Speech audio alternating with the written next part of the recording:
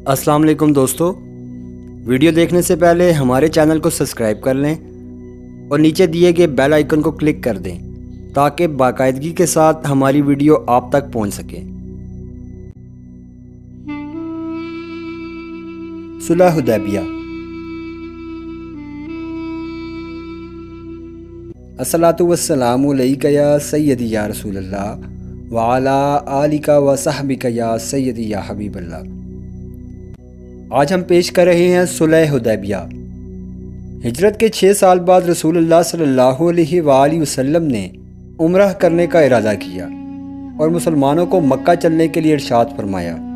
مسلمانوں کی آمد کی اطلاع ملنے پر قریش نے تہیہ کر لیا کہ وہ کسی صورت میں آپ اور آپ کے صحابہ کو مکہ میں داخل ہونے اور عمرہ کرنے کی اجازت نہ دیں گے۔ رسول اللہ صلی اللہ علیہ وآلہ وسلم نے مکہ سے کچھ فاصلے پر حدیبیہ کے مقام پر قیام فرمایا اور مکہ والوں کو پیغام بھجوایا۔ آپ کے آنے کا مقصد جنگ کرنا نہیں ہے بلکہ صرف عمرہ کرنا ہے۔ قریش کے سفیر آپ کے پاس آنا شروع ہوئے۔ بالآخر یہ معاہدہ ہوا کہ مسلمان اس سال واپس چلے جائیں اور اگلے سال آ کر عمرہ کریں۔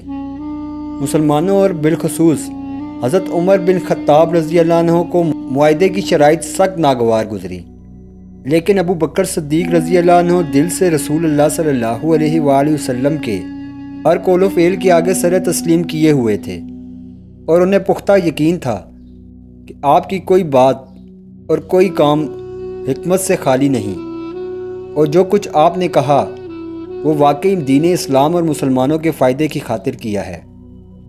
بعد میں جب سورہ فتح نازل ہوئی تو مسلمانوں کو معلوم ہوا صلح حدیبیہ اصل میں ایک فتح مبین ہے جو اللہ تعالیٰ نے رسول اللہ صلی اللہ علیہ وآلہ وسلم کو عطا فرمائی ہے۔ اب مسلمانوں کو آئے دن قوت میں ترقی حاصل ہونے لگی۔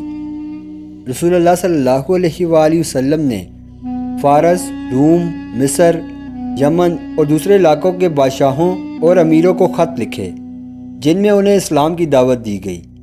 فتح مکہ اور محاصرہ طائف کی وجہ سے مسلمانوں کی ترقی عروج پر پہنچ گئی۔